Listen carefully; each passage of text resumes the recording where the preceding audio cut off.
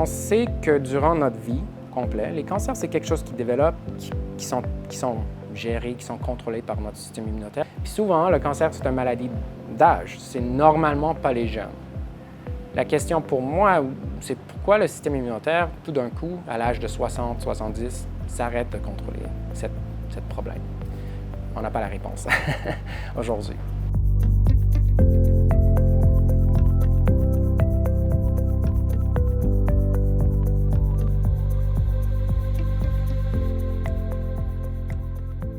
La définition de cancer, c'est des cellules qui se divisent de façon anarchique. Donc, elles se divisent sans arrêt, ce qui fait que ça cause des problèmes au corps humain. Normalement, les cellules se divisent, mais elles arrêtent. Mais dans un cancer, ça n'arrête pas. Un sarcome, c'est un cancer qui touche ce qu'on appelle les tissus mésenchymateux. Alors, la plupart des cancers que les gens connaissent, cancer du sein, du côlon, du poumon, de la prostate, ce sont des cancers qui viennent de glandes ou de cellules qui recouvrent les surfaces à l'intérieur, comme la bouche ou la peau, par exemple. Et ces cancers-là, on appelle ça des adénocarcinomes ou des épithéliomas. Et c'est des cancers qui sont un peu différents parce que ce n'est pas le même type de cellules. Les sarcomes, c'est des cellules plus profondes, si vous voulez. Alors, donc, les cellules des muscles, les cellules des vaisseaux sanguins, la graisse, qui peuvent donner ce genre de cancer-là. La famille des sarcomes, c'est plus de 50 types de cancers différents. Et même à l'intérieur de ces 50 types-là, il y a des sous-types. Donc, c'est une grande famille qui, il y a plusieurs années, était un peu traitée de la même façon. Maintenant, on commence à voir qu'il y a des différences entre chacun de ces cancers-là, chacun de ces sarcomes. Et on commence à individualiser de plus en plus les traitements, que ce soit de la chimiothérapie, de l'immunothérapie ou autre. Les sarcomes, ça va de 1 an à 90 ans. Les types de sarcomes vont dépendre un peu de l'âge. Les sarcomes des os, comme l'ostéosarcome que Terry Fox a eu, pour mentionner quelqu'un qui est connu, c'est des cancers qui arrivent chez les jeunes, les adolescents habituellement. Il y a des sarcomes qui arrivent un peu plus jeunes chez les enfants. Et il y a d'autres types de sarcomes osseux qui vont arriver chez les adultes plus vieux. Même chose pour les sarcomes dans les muscles ou dans les nerfs. Il y a des groupes d'âge, mais c'est très varié. Donc, ça arrive à tout âge, tant les hommes que les femmes. Et l'incidence est à peu près la même partout dans le monde. Il y a plein de causes de cancer pour des cancers différents. Dans les cancers du poumon ou le cancer du sein, tout ça, c'est des cancers qui sont différents. Ce sont ce qu'on appelle l'épithélium, qui est les cellules qui recouvrent les muqueuses, comme par exemple l'intérieur de la bouche, qui vont se cancériser par soit de l'irritation, de l'inflammation ou des produits carcinogènes. Alors que les tumeurs qui sont à l'intérieur des os, des muscles, on pense que c'est un autre processus. Alors, les symptômes, ça dépend d'où ça commence. Comme pour un cancer du poumon, souvent, il n'y a aucun symptôme. C'est pour ça que la plupart des gens présentent un stade assez élevé, qui ne sont plus des candidats pour une opération, ou leur maladie est très avancée, puis il n'y a pas vraiment des traitements qui vont marcher pour les gens comme ça. Mais ça peut causer des symptômes spécifiques à l'organe où ça commence. Comme pour le poumon, c'est un tout, de la douleur, des saignements. Il y a aussi quelque chose qui commence dans l'œsophage, on n'est plus capable de manger. Alors, c'est vraiment spécifique d'où commence le cancer. Naturellement, dépendamment d'où est le cancer, on va avoir des symptômes qui sont très différents. Dans mon domaine, c'est très peu spécifique. Les gens vont avoir une bosse qui pousse ou vont avoir des douleurs. C'est la plupart du temps les deux raisons qui vont amener les gens à consulter et chez qui on va trouver par la suite une tumeur. Alors, c'est difficile de prévenir le cancer. Naturellement, une bonne alimentation, des légumes, des choses comme ça, des activités physiques, d'éviter des choses nocives, par exemple les charcuteries, le tabac, l'alcool. C'est des choses qu'on connaît qui peuvent promouvoir le cancer.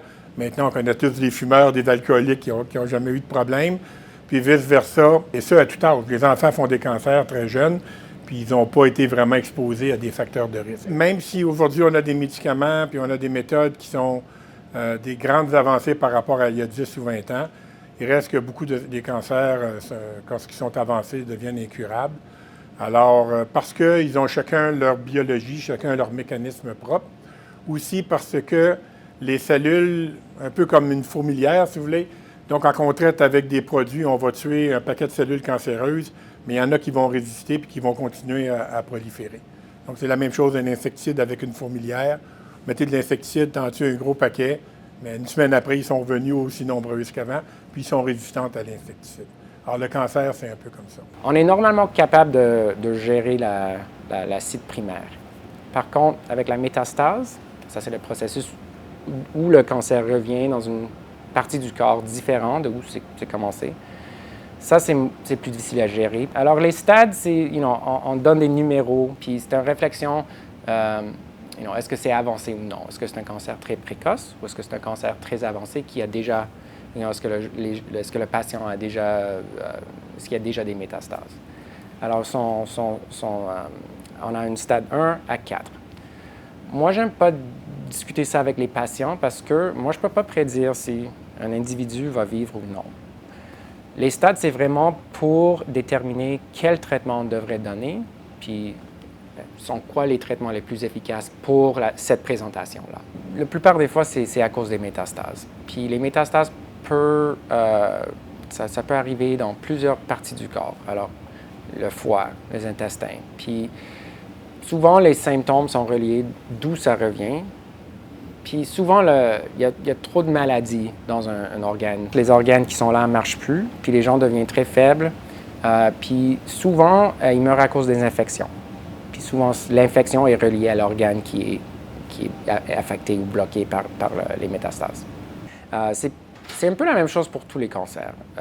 Il faut avoir un diagnostic. Puis pour avoir un diagnostic, on utilise 2 techniques. Numéro 1, c'est l'imagerie, CT scan, TEP scan, IRM, pour savoir c'est où le cancer et est-ce que ça a déjà propagé ou non. Deuxièmement, il faut avoir un morceau de tissu pour faire un diagnostic par un pathologiste pour savoir c'est quel type de cancer et c'est quoi le traitement qu'on devrait utiliser. Alors, souvent, ça veut dire qu'on prend un petit morceau de tumeur avec une aiguille, par endoscopie, même par chirurgie de temps en temps, pour savoir c'est quoi exactement. Puis le traitement est vraiment, on choisit le traitement relié à la stade qu'on trouve. Quand on parle des traitements pour les cancers, on parle des traitements locaux. La chirurgie, l'immunothérapie, c'est là où on gère le problème dans l'organe spécifiquement, l'esophage, le poumon, quelque chose comme ça. On a aussi des médicaments ou des traitements systémiques, alors qui affectent le corps au complet. La chimiothérapie, c'est un type de thérapie systémique, et l'immunothérapie. La chimiothérapie, c'est du poison. Okay? C'est pas plus compliqué que ça. C'est un poison qui tue les cellules qui propagent très vite. Alors, on a beaucoup d'effets secondaires, même si ça marche.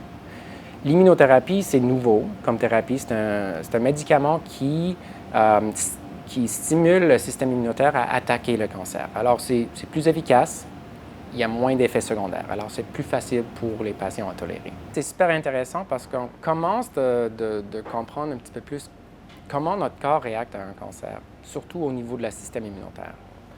On a les médicaments maintenant, l'immunothérapie qui commence à nous montrer, les gens qui font très bien, on est capable de voir la réponse de leur système immunitaire, puis sont quelles réponses qui sont bénéfices aux patients. On a aussi des outils aujourd'hui pour étudier ça dans le laboratoire, puis même dans le clinique un petit peu, qui n'existaient pas, ça fait même 5-10 ans. Alors oui, ça change très vite. Ça a l'air qu'on a des avances qui arrivent assez vite, un petit peu plus vite que dans le passé.